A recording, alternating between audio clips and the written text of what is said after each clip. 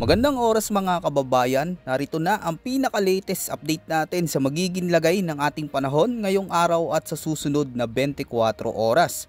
Patuloy nating minumonitor ang bagong malakas na bagyo na nasa labas pa ng Philippine Area of Responsibility na parating na sa bansa. May bagong forecast track na inilabas dito ang Pag-asa at malinaw na ipinapakita na pwedeng maabot nito ang super typhoon level bago tumama sa kalupaan. Alamin natin ang pinaka-latest update dito sa direksyon at ang mga lugar na dadaanan ng panibagong bagyo na tatama. Unahin natin ang update kay Bagyong Tino na nag-iwan ng malaking pinsala sa maraming lugar sa bansa.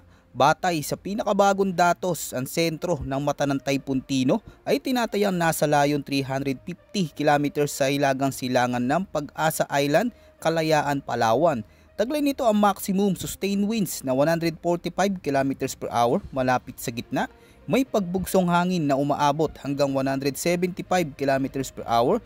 Sa kasalukuyan ay kumikilos ito pakanluran hilagang kanluran sa bilis na 30 km per hour. Malawak pa din ang sirkulasyon ng bagyo dahil ang mga hanging may lakas mula strong hanggang typhoon force winds ay umaabot hanggang 560 km mula sa sentro nito. Ibig sabihin kahit papalayo na ay malaki pa rin ang impluensya ng bagyong ito sa kalapit na mga lalawigan. Sa kasalukuyan nakataas pa rin ang tropical cyclone wind signal sa ilang bahagi ng Luzon. Under signal number 2 ang Kalayaan Islands. May banta ng gale force wind sa susunod na 24 oras. Maaring maranasan ang hangin mula 62 hanggang 88 km per hour na may minor hanggang moderate na panganib sa buhay at ari-arian.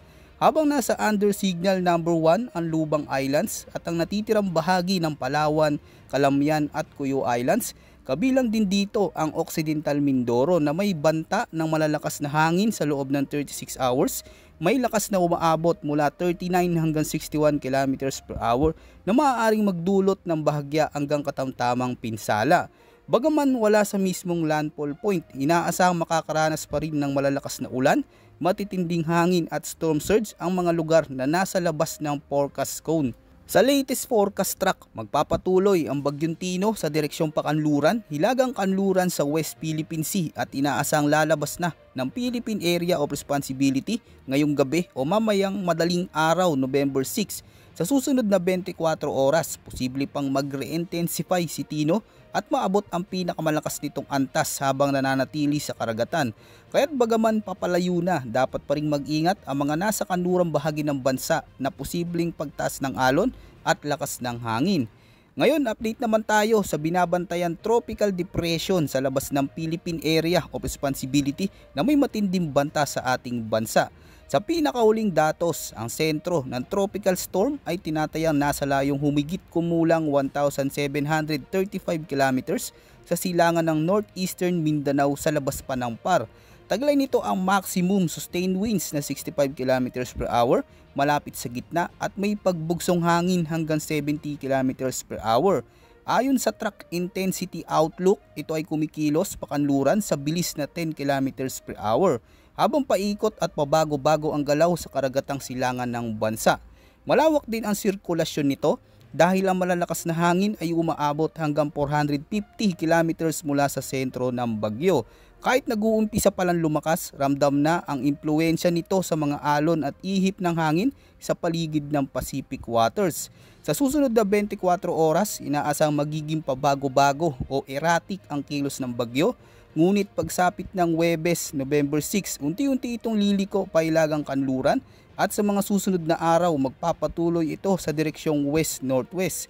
Ayon sa forecast track, posibleng pumasok ito sa Philippine Area of Responsibility sa Biyernes ng gabi o Sabado ng umaga. At kapag nakapasok na, tatawagin natin ito bilang Bagyong Uwan. Habang patuloy itong lumalapit, tumataas na ang posibilidad ng pagtama ng landfall nito sa Northern o Central Luzon pagsapit ng Lunes, November 10. Hindi pa ito tiyak sa eksaktong lokasyon o oras pero may sapat na panahon na tayo para maghanda ng maaga. Batay sa mga modelo, malaki ang tsansang mag-rapid intensify ang bagyo at maabot nito ang typhoon category pagsapit ng Biyernes at posibleng umabot pa sa super typhoon category pagsapit ng Sabado.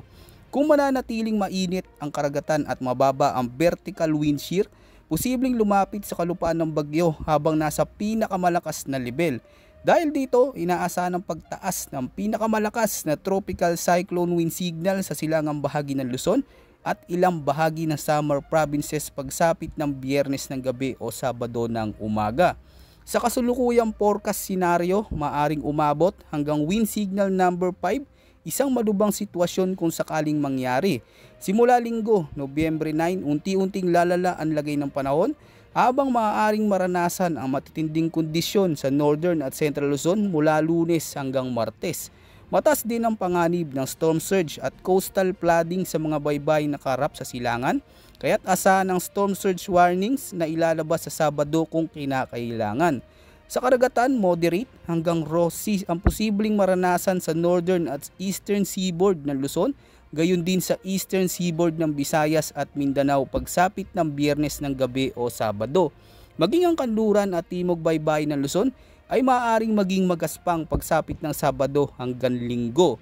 Simula Linggo pataas, posibleng umabot sa Beriro hanggang Poneminal Seas sa karamihan ng bahagi ng Luzon at Visayas.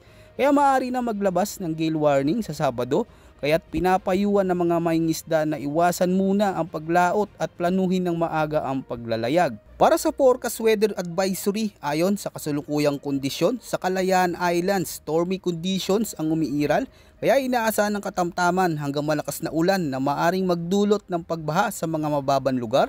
Maging maingat din sa mga bugso ng hangin na aabot sa malakas hanggang gale force winds na nagdadala ng minor hanggang moderate na banta sa buhay at ari-arian.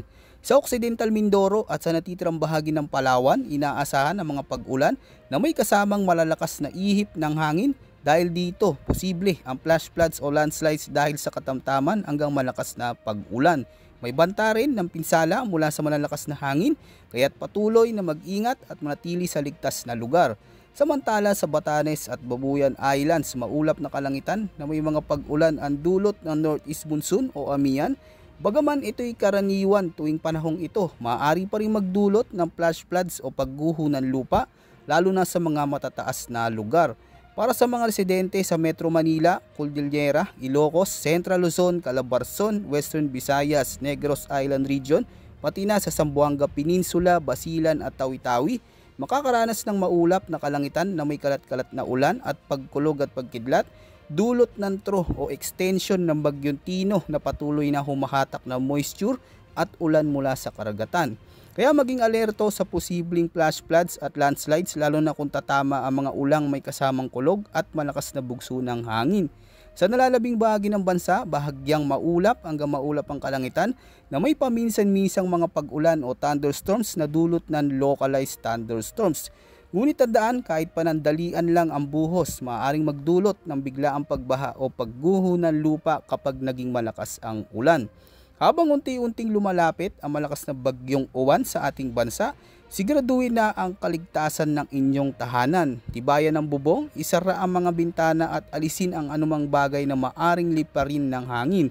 Kung nakatira malapit sa ilog o dalisdis ng bundok, maging alerto sa mga abiso ng inyong barangay, ihanda ang inyong emergency kit, maglaan ng pagkain, tubig, gamot, flashlight at extra na baterya.